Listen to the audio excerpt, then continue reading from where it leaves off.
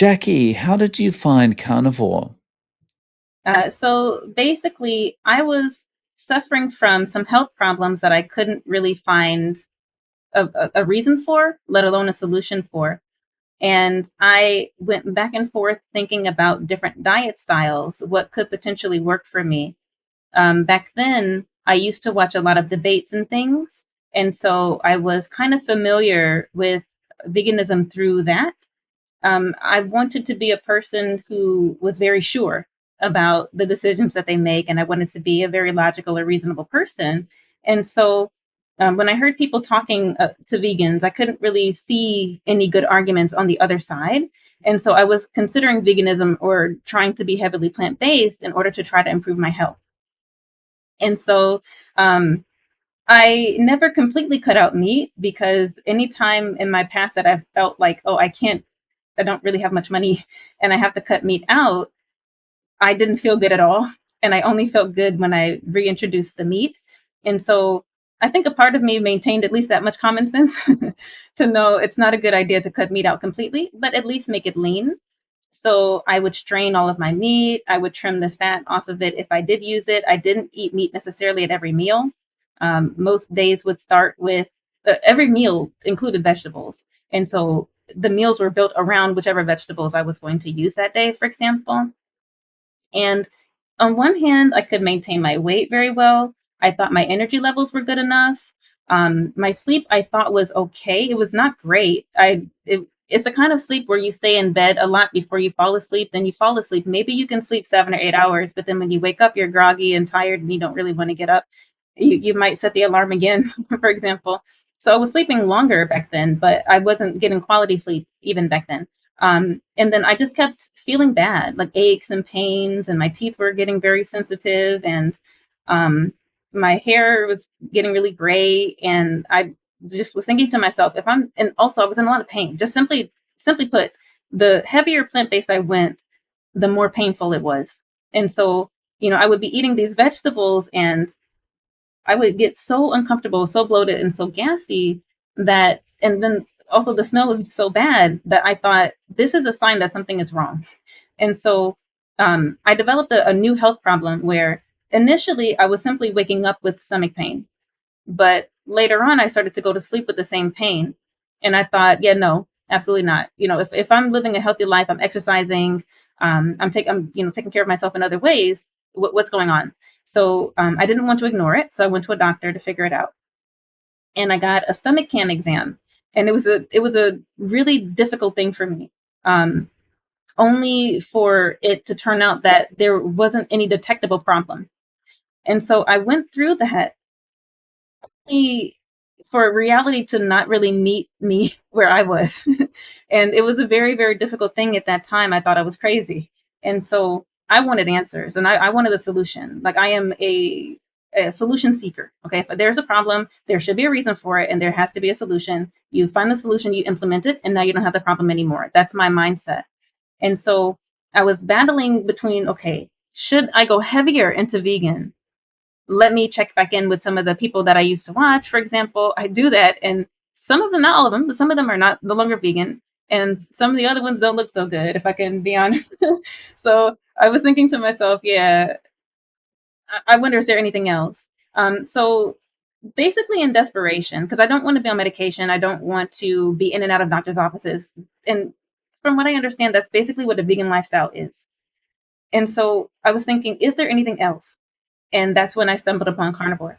And so I started watching some content. At first, it was anti-vegan content, just because I got a kick out of it. I didn't believe everything that they were saying. I just thought that they were just kind of, how can I? It's like Schadenfreude. It's kind of like you can vicariously feel, you know what I mean? But I didn't believe everything that they were saying. But some of the things that they were saying caused me to think, what do you mean vegetables are poison? What are you talking about? Everybody knows vegetables are so good for you. I eat them every day. My skin is glowing and I look really good, but I don't feel good inside. Oh, okay. You know what I mean? So it's like, let me just check it. I'll just check it just to make sure that I know what I'm talking about.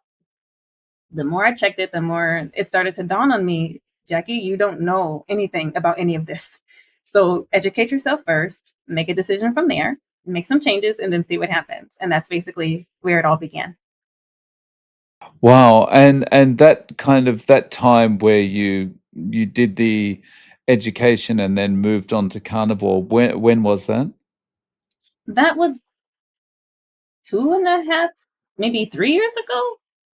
I'm sorry, I can't remember, but time goes by way too fast. I think it was about 2.5 to 3 years ago, just about. Right, right. I think I decided to start trying some things like maybe 2022 or something like that. Right, right. And when was the when after you started doing that, when was the moment that you went, "Oh, things are feeling better." It was almost immediately. I will never forget because I have dealt with stomach issues every day of my life, morning, noon, and night, basically for my entire life, except for literally 3 days after I started the carnivore diet. And so then on the third day, I just kind of wake up and I'm like, that's weird. I don't have to go to the bathroom. I don't have diarrhea. Or I don't feel so anxious that I need to go to the bathroom. I'm nervous about something today, but I don't feel it in my stomach. And I usually do. And, I eat and then it's like, it just, you eat a bowl full of beef and grease and you think for sure this is going to give me heartburn, right? So I'm just eating my hamburger and I'm just like, it's a radio silence. It's like I didn't even eat anything. Usually, when you eat, you feel it go down. Oh, I don't know about you guys, but if you have as many stomach issues as I have had, right? You feel every part of it. You chew, you swallow. There's a little bit of feedback here, itchy, scratchy feeling. The heartburn immediately starts to kick in. The indigestion immediately starts to kick in. And then once it gets down to the stomach, you can literally hear it. You can because I used to eat vegetables at every meal, whether they were cooked or raw, it did not matter. So you could hear it. It would just be like bubbling and like, and I thought, okay, it's just digesting, and that's healthy digestion, is what I thought, right?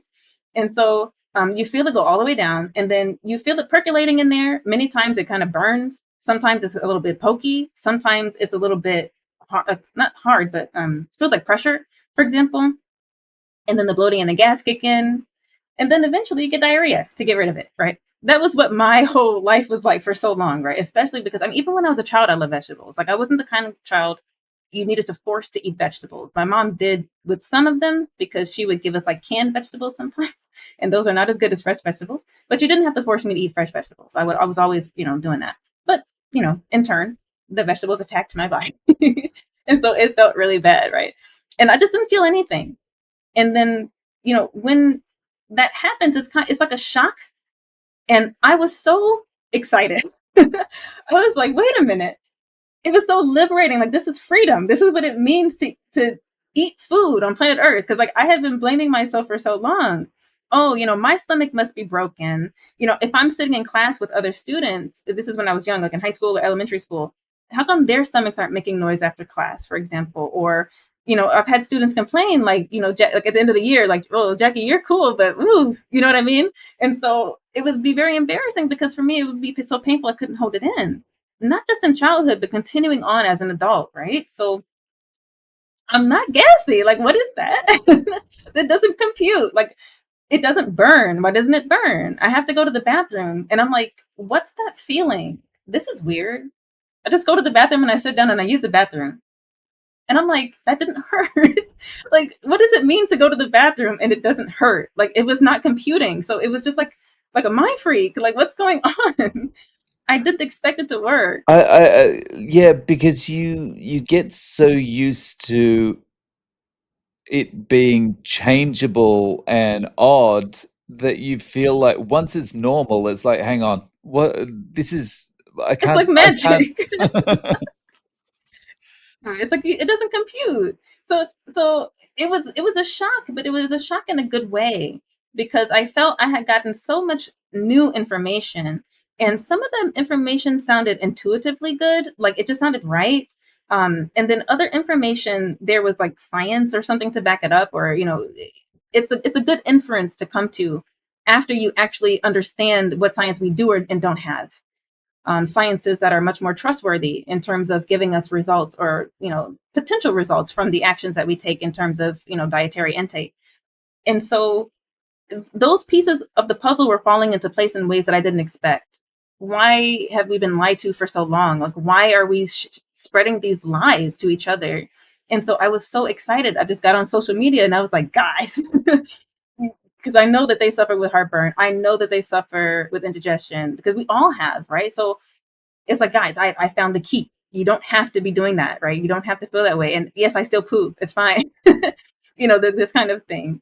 But I didn't really get much feedback. I'm not going to say that I got negative feedback. To say that I didn't get feedback, I just didn't get really any feedback. There's some people who are a little bit curious. So what is this about? Oh, that sounds interesting, but I like my food or whatever. So it's like, okay, do what you want to do. It's your life. But so long as you know, that to me is the most important thing.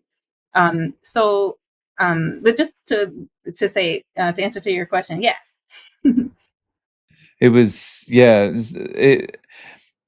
it's astounding, honestly, that we can go through so much of our lives in pain or having these problems, and just by changing the way we eat, it's Yes, almost like flipping a switch.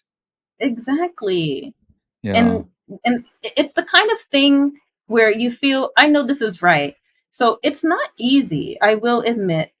It takes time for people to transition safely. So people are advised not to do it overnight. There are some people who are very much, they have that kind of personality. So they will do it that way. I tried to transition slowly. So at first it was a 2 week trial. And then after that, I did keto and then transitioned into carnivore. But I think another big difference between me and other people is that their whys are much stronger than mine. So my initial wants, my desires were to stop feeling as though I was aging so rapidly, the new aches, the new pains, the blurry eyesight.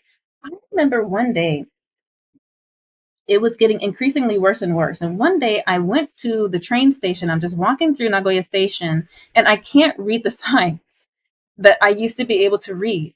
And I'm like, it was one of those things where I said that my health was getting increasingly worse and I couldn't understand why. It was one of those things. And I'm thinking, people's eyesight fails them at some point in their life. Different people from, different areas will just start using glasses at different points in their life. And I'm thinking maybe this is just my time, or maybe something's not quite right. And, I was at the doctor's office for the stomach exam, and or to schedule it. And I was explaining, I sweat a lot, like a lot all the time. And he's like, oh, it's just, premenopause. It's that time for you. And I was only 37. And I'm like, yeah, no, it's not. Absolutely not. Not yet. Right. So little things like that were kind of building up to the point of, something's got to give. Right. And so, um, at first I decided to just try it for 2 weeks and things seemed to be going well. And then I decided to transition slower. So I went from keto to carnivore. But I'm not as strict as other people because my whys are not as concrete, or how can I say, I can have more flexibility because foods don't impact me as bad as they do other people. So I don't want to have that blurry eyesight, and I don't want to have any problems with blood pressure or the ever increasing waistband, right? So as far as it's possible, I will maintain my diet, but I will allow some flexibility to make me healthy, or not keep me healthy. I don't think it makes me healthy at all, but just to keep my mind happy, for example. So I do think that for some people, it's that much easier because they never really had this will to cook. They never really had this enjoyment of going shopping for food and stuff. They can't stand cooking or something, and that's why it's easy for them to not want to cook. I just throw the ground beef in the pan and that's it, right? And I have those days too. Once in a while, I want to make something. I want to use my hands in a creative way, and I just want to do it, right? So in situations like that, I will, allow a little bit of flexibility and try some different ingredients and stuff. But overall, I think even though it's not easy for all of us to maintain so strictly at all times, the most important thing is to be able to make educated decisions. So when I do have a beer, I don't sit there deluding myself thinking, oh, yeah, I'm doing myself a favor. It's fine. If, the Mediterraneans, they drink alcohol or whatever. I don't talk to myself like that. I just say, today is a day that there's something that you want to do. You don't live to be perfect every single day. You don't have to be perfect every single day. If this is what you want to do to unwind at the end of the day, then just do it. And then I do it. And then I find that doing that makes it a little bit easier to stick to because it means I don't have to feel I can't have things. But at the same time, I just want to encourage people because it can feel a little bit intimidating. I just want to encourage people. First off, start small, really understand what your why is, right? And then let that help you mold what kind of carnivore-ish diet that you're going to have. You don't have to be as strict as everybody else. But to do, just be careful, especially in the beginning. Don't go too hard. You don't want to take away everything too fast. So So I know you're based in Japan as well. yeah. How did you find a move onto carnivore living in Japan? Because, you know, it's a blue zone. There's nothing but plants here. Yeah, so that's my big problem. One of the main reasons why I came to Japan was because I was very much interested in the culture, and part of the culture is the food. And so, yeah, I came here to smash. You catch my drift, okay? So I came here to try all the Japanese food. It doesn't matter where. I want to travel and try the local food here and stuff like that, right? And so even now, it does influence some of the decisions that I make. I love miso soup. I have been trying very recently to make my own miso soup. I can't get it to work, and this is one problem that I have in terms of flexibility generally. It's just that unfortunately, um, my body doesn't like plants anymore. It just doesn't. So I'm like, okay, I'm in Japan. Japanese people are so healthy. They live so long. So maybe there's a secret to it or something. I think in the back of my mind. And then I have something for the first time and I think, wow, this is fantastic. I'll try to make it at home because it didn't irritate my stomach and I don't really feel any aches and pains or something. So maybe I can allow for this, right? But even after a short time of trying it myself, the taste starts to become very bitter. I think that's my body's natural way of telling me it was okay that one time, but this is not our food, so please don't eat that again. Each subsequent time, it just gets worse and worse and worse. And I'm like, why does it have to be like this? Sometimes I just want to enjoy food for the sake of enjoying food. I don't want to feed myself in terms of nutrition. Sometimes I just want to enjoy food, right? And have an experience. But my body gives me that feedback and helps me recalibrate, right? But I don't find it so difficult because luckily there is Costco. So at my local supermarket, I can't get large packs of just simply ground beef. I can get decently sized packs of beef mince mixed with pork and chicken, ground chicken and ground pork. But the packages of ground beef, I mean, how can I describe how much meat you actually get? It's not even enough for one meatball. The packages are so small, and so, but I can get This is steak things just beef only, ground beef. exactly only beef, That's right? the And same that's in my my local supermarket. one. It's only like they're like this big. Everything else, if you They're want so small. pork and beef ground together, you can get a packet this big. But if it's just Exactly. beef, it's like this. It's like an ice cube. Exactly. Yeah, and so I want to focus more on red meat because I am a pork fiend. So I recently went back to the States, and before I went, I wanted to eat up all of my bacon. I just didn't want to leave it in the refrigerator. I didn't want to come back to it. And so after that, I haven't really been back to Costco because that's where I get my real bacon, my American style bacon. But so instead of bacon, I've replaced it with just regular pork belly because now I don't have to deal with any of the potential, possible problems with the salt or the nitrates that people complain about sometimes. I don't know if it's okay or not. And also, there's no added sugar. But oh my, I'm obsessed with pork belly. Somebody please come save me. You can get relatively nicely sized packets of those here. So thinking about fatty meat in the grocery store, the beef is very lean. Like you can just look at it and see it's just like bright red, and there's almost no marbling with the ground beef. But with other packs of beef, I can get steak and things like that, and they have pretty good marbling. Sometimes it's a little bit tricky because the place where it comes from. Now I don't know why they have Canadian. Maybe something about the import because of American politics, maybe. But now there's like Canadian pork, and it's okay. It doesn't taste as good as the old, not pork, steak. It doesn't taste as good as the steak I used to get. And if I have money, I try to get the Australian steak because I think that the regulations are a little bit better. So there's a good variety of meat and especially seafood. One of the reasons why I did want to try making miso soup is because it is a fish stock based soup.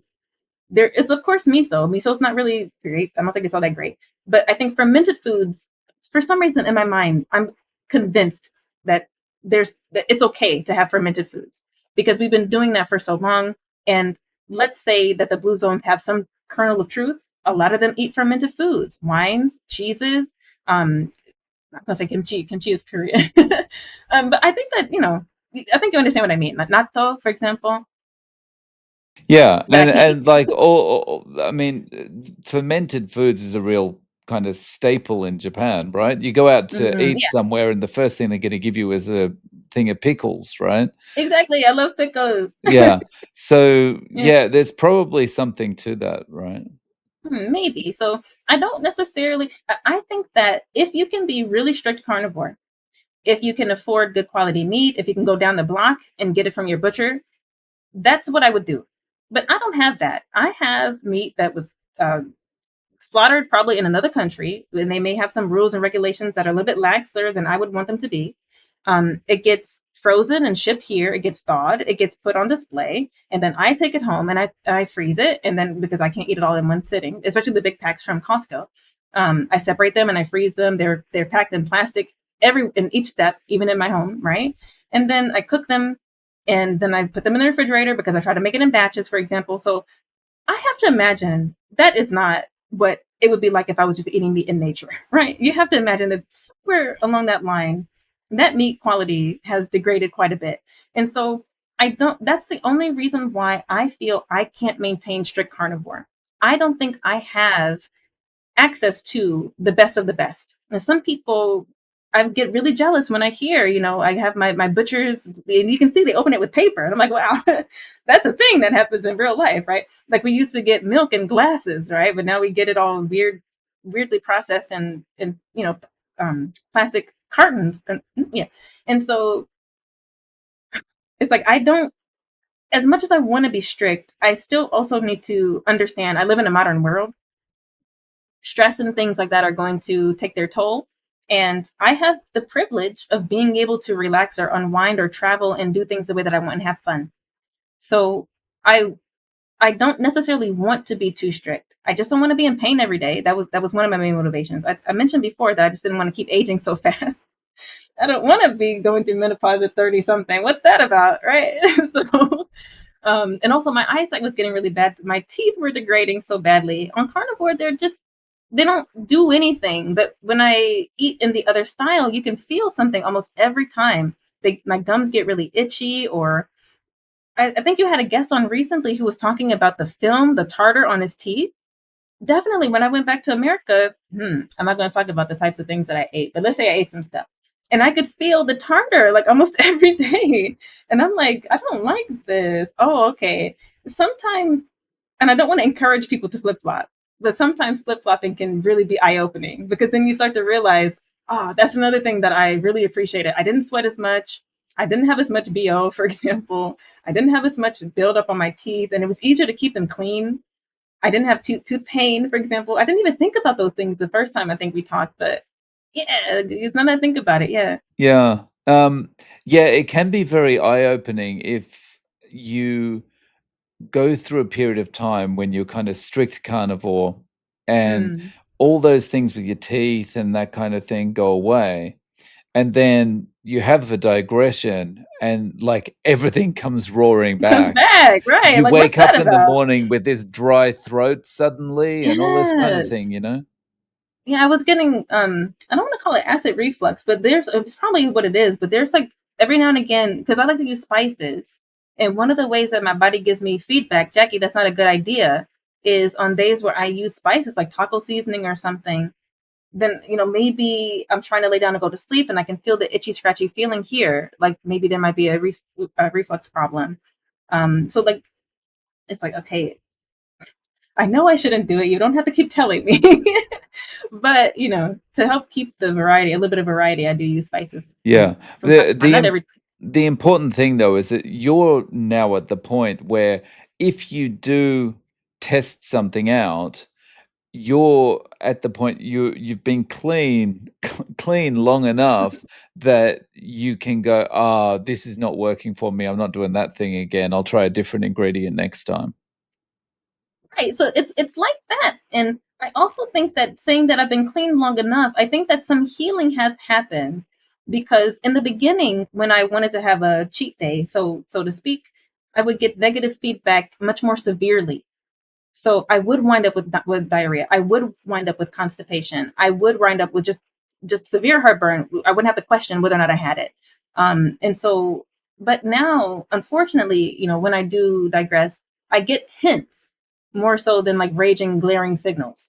And I think that the reason why is because, well, not only because I've adapted to kind of switching in and out more often, so I don't have to deal with transitioning, into fat adaptation and out of fat adaptation. It doesn't affect me nearly as difficultly.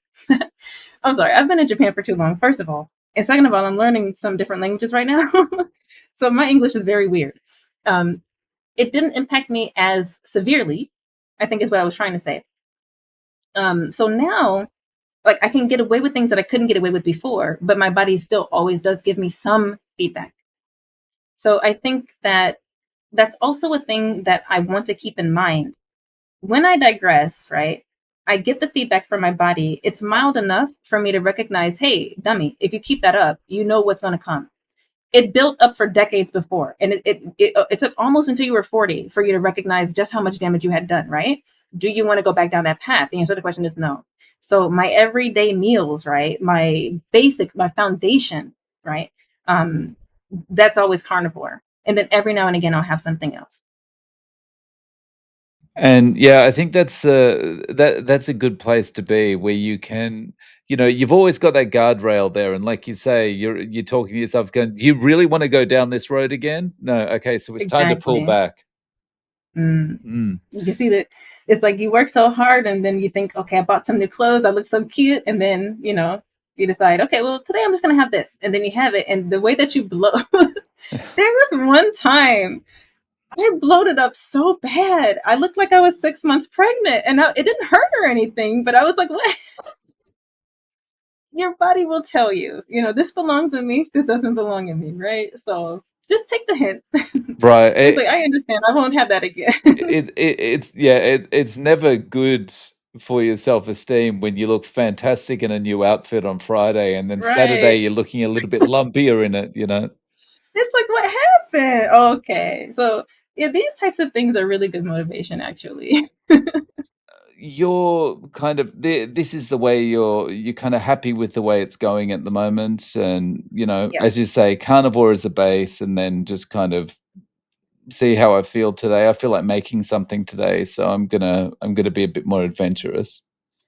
Yeah, because I think everybody has different motivations, right? Mhm. I mentioned before that some people's whys is like there's some kind of life threatening, I can't think of the name of it, autoimmune condition that they may have, right? And so then that's it. I mean, they have no options, right? And so I feel sorry for them, but I do feel on the other hand that they're kind of lucky because it's kind of like just taking those things off the table completely. But for people such as myself, I mean, to say that food is a passion for me, I don't know how to bridge the gap between it's just a hobby and it's an obsession. Because I mean, ever since I was a baby, like a child, I was just obsessed with food and like just glued to the Food Network. And I wanted to be a pastry chef when I grew up, for example. I wanted to go to culinary school. I wanted to be the next big thing on the Food Network, for example. So I don't know, maybe it's just a passion, okay? But on the other hand, I'm in Japan. I don't cook anywhere near as much as I used to, but I when I do puzzles, it's like 80 to 90% food puzzles, for example, or when I am watching something on TV, I'm watching Food Fighter. How do you say Food Fighter in English? Competitive eaters. I'm Oh, watching yeah, yeah, competitive yeah. eaters, yeah. I'm like watching like Matt Stoney and stuff like that, and just like drooling at the screen. So it's like I recognize that of course, there's a part of it where there's a connection that your brain makes with the food, not only because well, I consider sugar to be a drug. So even if you're eating fruit or even if you're eating rice or if you're eating some candy, it doesn't matter. They're all drugs, right? Because sugar is a stimulant, basically. Just like caffeine is a stimulant, it's just a drug, right?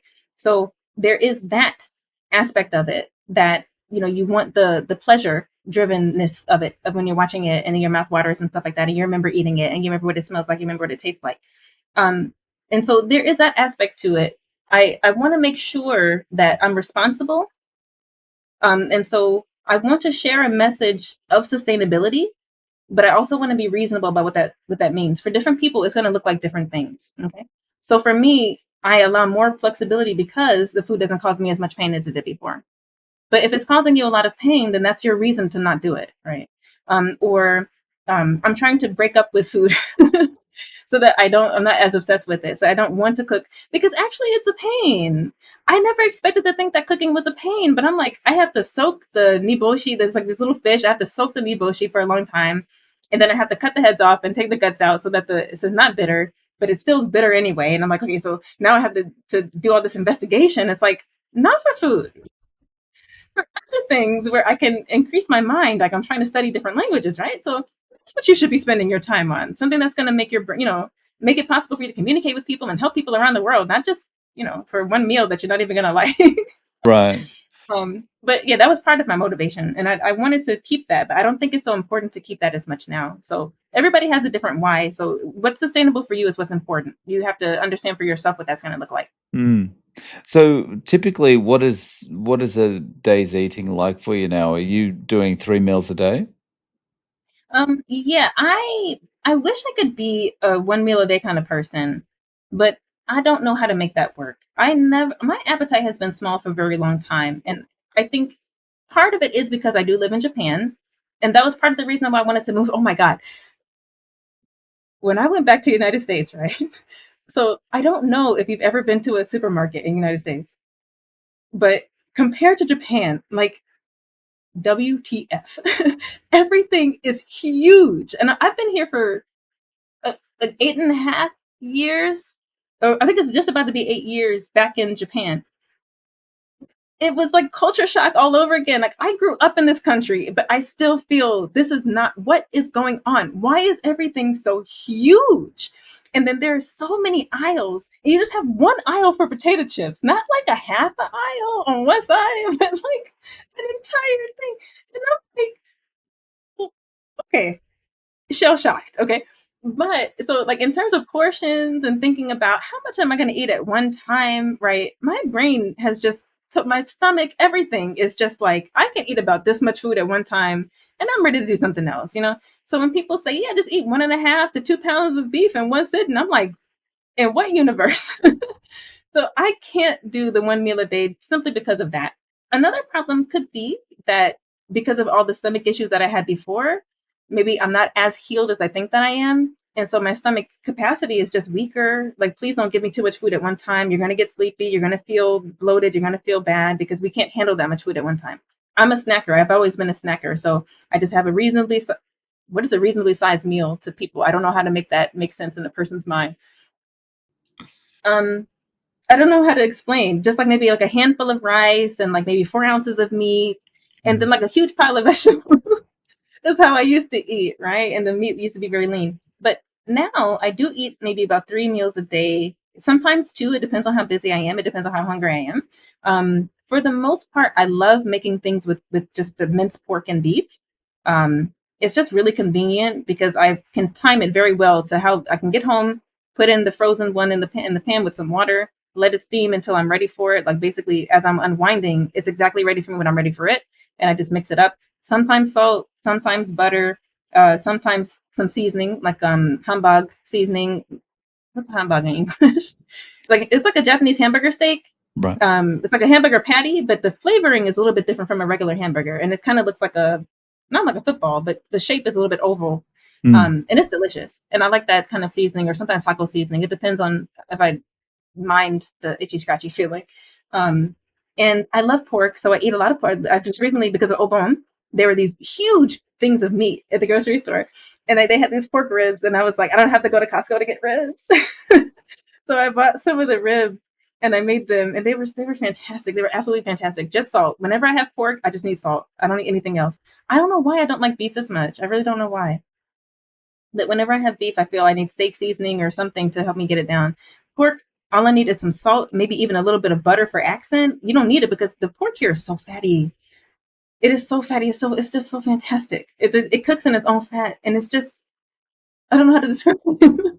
I love pork. Please help me. um, most it used to be most meals were like, maybe some meat and then like 3 eggs or something like that. But now it's just like pork ribs and pork belly and pork chops. Tonteki. Have you ever heard of it? Yeah. They have that cut. It's like a pork chop but without a bone in it. Just for everybody else's reference. But that it has a nice ring of fat on the end of it. it's so much easier to get fatty pork. Maybe that's why my brain is just thinking, hey, we need that fat. The meat, the beef is just too lean here, so just get the fat. Maybe that might be what it is. I don't know. Nice. Um, so have you had any friends in Japan kind of say, you don't eat much rice, you don't eat much this, that, the other, and kind Hmm. of question you? Yeah, unfortunately, I only have one friend in Japan. She lives in Tokyo. So we have had a couple of meals together, but she's very much accommodating. So we always go someplace where I can get just meat. So I remember we've had steak together, and the last time we got together, I had a humbug. She had croquettes. I guess they're like deep fried potato S- cakes or something. How do you Yeah. describe So deep it? fried mashed potatoes or deep fried mince or something like that. Yeah. She had some of those. And she was pretty ganky. She has a kid, and I think, maybe she might drink coffee and things like that. She has a regular, like I think an average Japanese diet for people these days who have families, you know what I mean? And she's doing very well. So I don't think there was anything really I could try to, say for her or do for her. She gets it. And so we don't talk about it. And so I don't have an opportunity because I'm a freelancer. I usually work from home, or then I just go to my students' workplace and we have a class and I go home. So I don't really work with staff. It's just what I want. It's so much more comfortable for me. So I never get the pressure of other people. I'm a very introverted person. And so I've kind of sculpted my life to the point where it's just me, myself, and I as much as possible. But yeah. Oh, nice. Um, so, like, do you think you'll continue on this path? Oh, Yeah. yeah. I think not only because I want to age gracefully, I don't want to die of a preventable disease. Just more than anything, I don't want to live forever. I don't necessarily want to be 120 or 150 and then old and not be able to do anything. You know, I would prefer to have the best years of my life be right now and then retire gracefully and peacefully. So I can go in my sleep without 100 bottles on my countertop, without being hooked up on dialysis or something. I don't want to say ridiculous because I sympathize with people. I really do. But in my mind, I think of it as absurd. And so for myself, it is something I could never accept for myself. So no piece of cake, no no time of traveling where I just want to have as much fun as I want to have. None of that is worth shaving years off of my life. It's just not.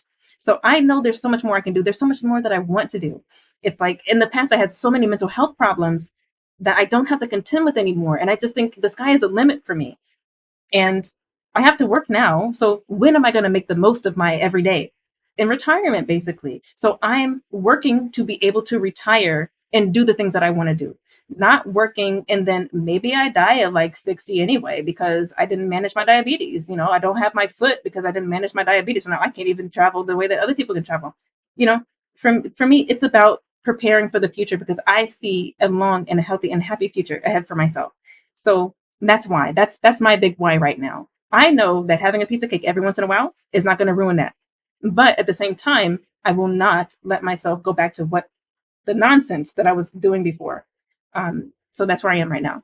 And just on this kind of topic, to clarify, like those eye issues that you had before and that kind of thing, all of that's gone. I can't say it's completely gone. I think my main problem is because I do work from home much more now than before the pandemic.